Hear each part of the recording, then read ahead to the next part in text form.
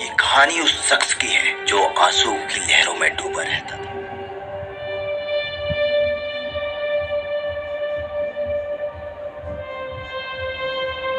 कहानी उस इंसान की है जो दुखों से पीड़ित बर्बादी की राह पर था।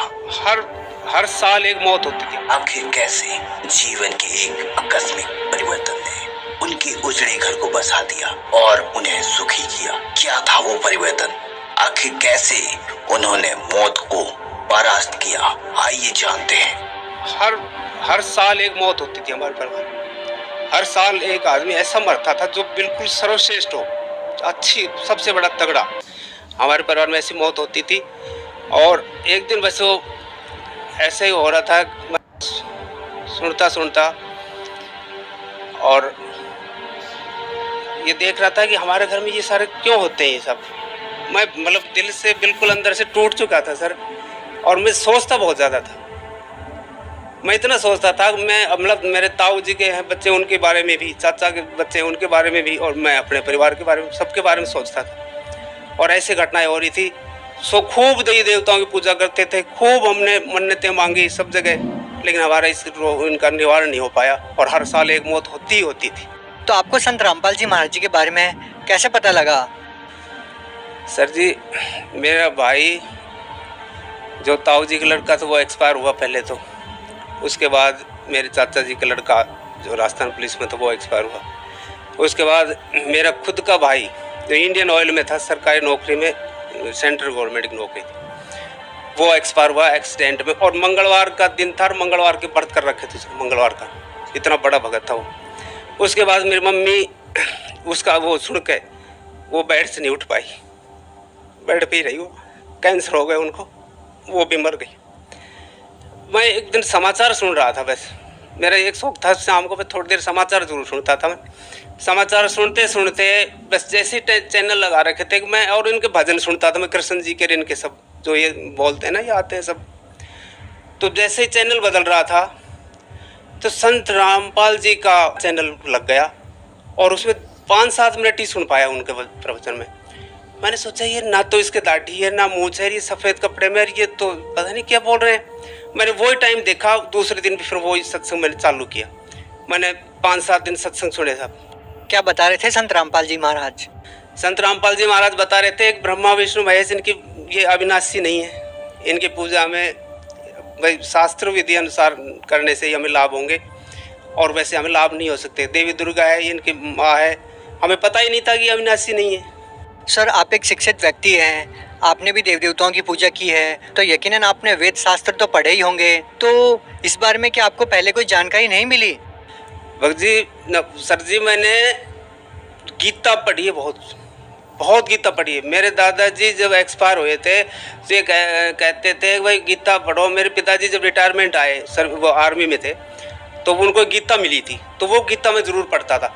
तो अब ये कहावत होती है, वो जो जैसे कोई शरीर छोड़ता है तो उसको गीता ज्ञान सुना दे तो जल्दी शरीर छोड़ देता है और दुख नहीं पाता है। मेरे दादाजी जब एक्सपायर होने लगे तो मैंने गीता का अध्याय वो पढ़ा, लेकिन हमें समझ में नहीं आता था अब गीता में क्या लिखा है, क्या कहना चाह रहे हैं गीता, उसका ज्ञान हमें समझ में नहीं आता था। और हमें ये भी पता लगा कि भाई बिना गुरु जी के सदगुरु जरूरी है, उनको बनाने से के बाद ही हमें पता चलता है कि क्या ज्ञान है, और उनके बताए अनुसार ही हमें पूरा लाभ होगा, जो भक्ति बताते हैं उनसे। सर, आपने संत रामपाल जी महाराज जी के सत्संग लगातार सुने और उनके ज्ञान को समझा, तो आपने उनसे नाम दीक्षा कब ली? मैंने फिर वो सत्संग सुनने के बाद ज्ञान गंगा पुस्तक मंगवाई, जो नीचे डिस्प्ले होते हैं नंबर, उनसे मैंने मैसेज किया। मेरे 5-6 दिन में ज्ञान गंगा पुस्तक आ गई। ज्ञान गंगा को मैंने 10 पेज पढ़े थे भगत जी, मैं रोने लग गया। अब भगवान है कहाँ और खोजते कहाँ है। मैं तुरंत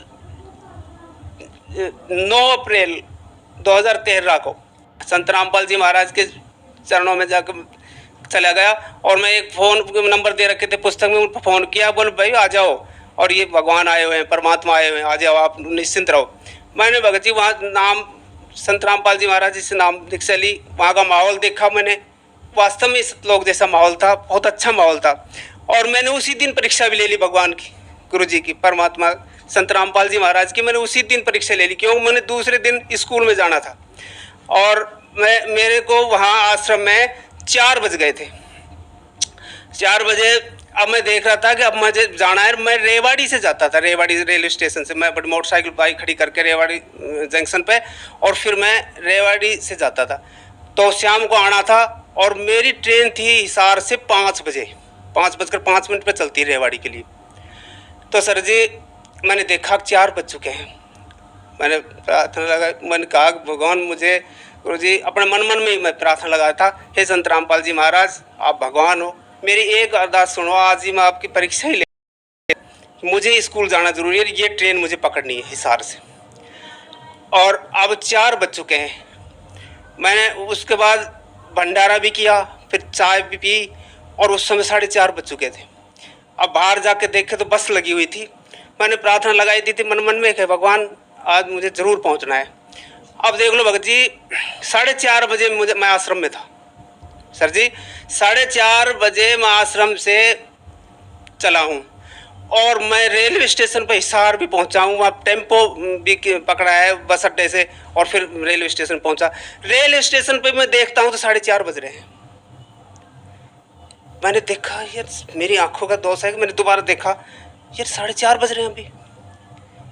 मेरे लिए भगवान ने, संत रामपाल जी महाराज जी ने समय को रोक दिया, और मैं अपनी ट्रेन मेरे लिए खड़ी थी, मैं ट्रेन में बैठ कर आ गया और दूसरे दिन अपने स्कूल चला गया।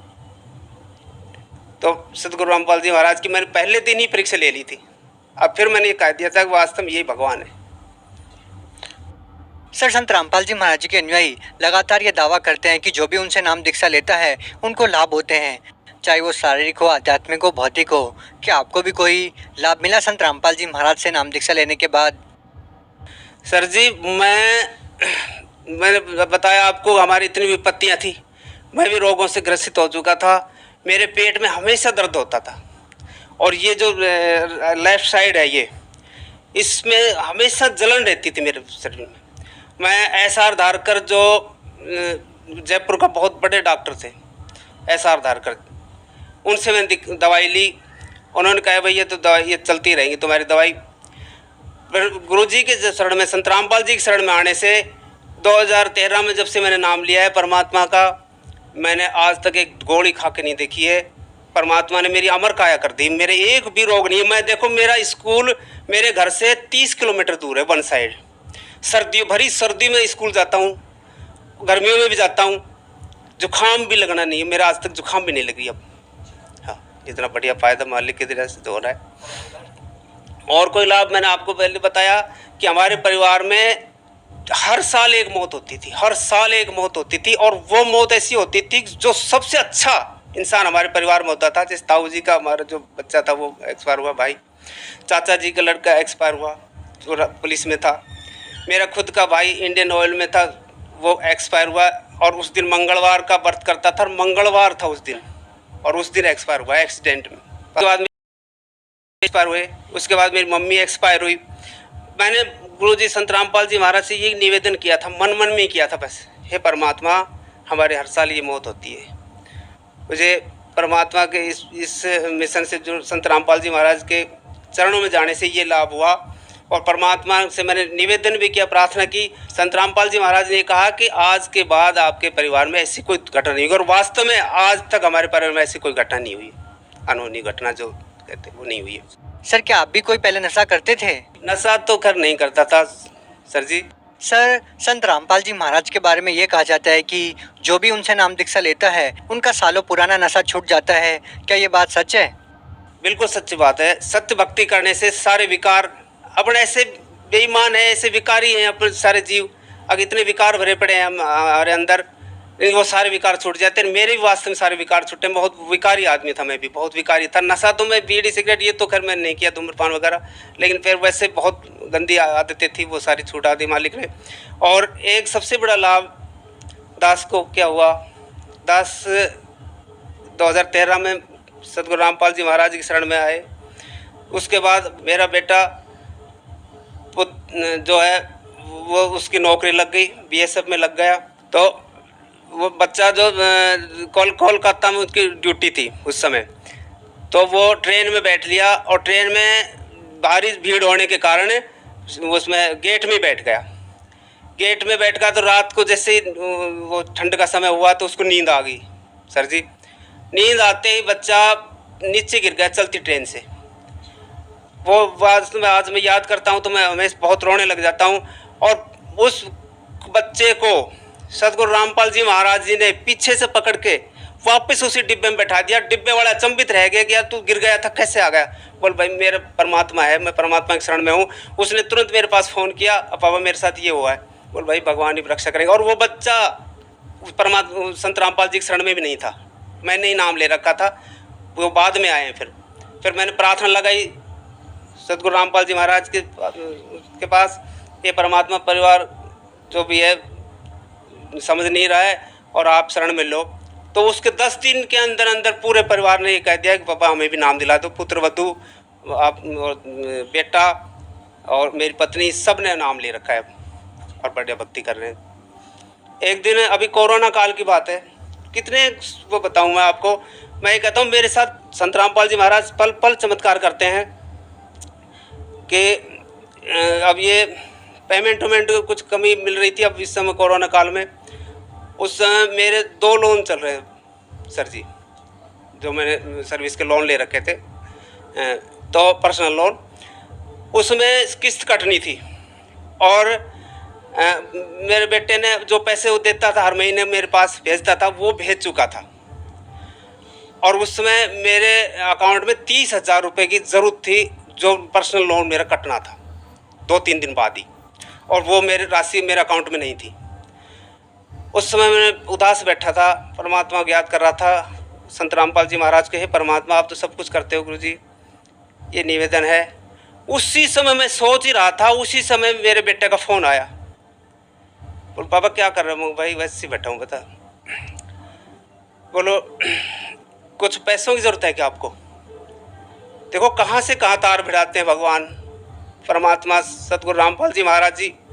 तुरंत मेरी जो संवेदना थी बेटे को पास पहुंचा दी। बोलो पापा पैसे की ज़रूरत है क्या? बोलो यार तूने तो दे दिया, तेरा जो देना था वो तो। बोल नहीं और मैं मेरे पास, बताओ 40,000 रुपये और पड़े। मैं तू 30,000 रुपये मेरा अकाउंट में भी भेज दे, क्योंकि मेरा पर्सनल लोन है ना, वो उसकी किस्त कटने वाली है। परमात्मा को मैं उस समय मैं रोने लग गया, हे भगवान आप तो जो चाहे सो कर सकते हो, सतगुरु रामपाल जी महाराज जो चाहे सो कर सकते हैं भगवान। सर आप एक अध्यापक हैं और आपका कर्तव्य है कि बच्चों में चरित्र का निर्माण करना, और संत रामपाल जी महाराज भी समाज को नशा मुक्त कर रहे हैं, दहेज मुक्त कर रहे हैं। तो सर हम आपसे जानना चाहेंगे कि संत रामपाल जी महाराज जी एक समाज सुधार में किस प्रकार का योगदान दे रहे हैं? संत रामपाल जी महाराज पूरे जगत में, पूरी दुनिया में कितना अच्छा संदेश पहुंचा रहे हैं। सारे व्यसन छुटवा रहे हैं सब लोगों के, और सारी बुराइयां, सामाजिक बुराइयां जैसे दारू पीना, बीड़ी सिगरेट जो व्यसन है, ये सारे छुटवा रहे हैं। दहेज प्रथा को समूल नष्ट करना चाह रहे हैं भगवान परमात्मा सतगुरु रामपाल जी महाराज। और सतगुरु रामपाल जी महाराज वास्तव में वो काम पूरा अब वो कर रहे हैं खुद, जो गवर्नमेंटों को, जो सरकारों को करनी चाहिए, वो सतगुरु रामपाल जी महाराज कर रहे हैं। आज के दिन हमने सबने अपनी बहन बेटियों को बोझ बना लिया है, गलत प्रथाओं के कारण, गलत कुरीतियों के कारण। दहेज प्रथा, अब एक बच्ची हो जाती है तो और थोड़ी चिंता होती है कि भाई मेरे एक बच्ची है, मेरे उसको शादी करनी है। दूसरी हो जाती है तो और ज़्यादा चिंता हो जाती है। तीसरी हो जाती है तो पहाड़ टूट जाता है, अब मैं इन बच्चों को कैसे घर से बाहर निकालूंगा। और देखो परमात्मा ने, सतगुरु रामपाल जी महाराज ने कितना चमत्कार कर रखा है सबके साथ। मेरे साथ ऐसा एक चमत्कार ये हुआ कि मेरे 2 बेटियाँ हैं और 1 बेटा है। सतगुरु रामपाल जी महाराज की शरण में आने के बाद मेरे 3 बच्चों का रिश्ता बाद में हुआ है, और मैं घर से 1 मिनट घर से बाहर नहीं निकला उनका रिश्ता करने के लिए। सतगुरु रामपाल जी महाराज ने घर बैठे 3 रिश्ते और बढ़िया रिश्ते करवाए 3। सर आप भगत समाज को क्या संदेश देना चाहते हैं? भगत समाज से निवेदन कर सकता हूँ कि पूर्ण परमात्मा का जो नुमाइंदा संत है, जो शास्त्रों में प्रमाणित है, सब जगह लिखा हुआ है कि कौन संत आएगा। नास्ट्रेडमस ने भी उनके ऊपर भविष्यवाणी की है, अमेरिका के फ्लोरेंस ने भी उन पर कहा है, और रोणिचा जो अपने हैं रामदेव जी महाराज, उन्होंने भी उनके ऊपर कहा है। उनके 24 प्रमाण एक पुस्तक है, उसमें लिखा है वो संत कौन सी जाति में आएगा, कहाँ आएगा। और ध्रुव ये भगत प्रहलाद ने पहले से ही कह दिया था अब किस समय कौन आएगा, और वो संसार का पूरे का उद्धार करेगा और नकली साधनाओं से कुछ भी नहीं होने वाला। और जितने भी आज दुनिया में भविष्यवक्ता हुए हैं उन्होंने जो टिप्पणी की अपने उसमें जो भविष्यवाणी की है, उनकी भविष्यवाणी सब संत रामपाल जी महाराज के ऊपर सटीक बैठती है और ये ही पूर्ण परमात्मा के अवतार हैं। सर, अगर कोई श्रद्धालु संत रामपाल जी महाराज जी से नाम दीक्षा लेना चाहता है तो उनसे नाम दीक्षा कैसे ले सकता है?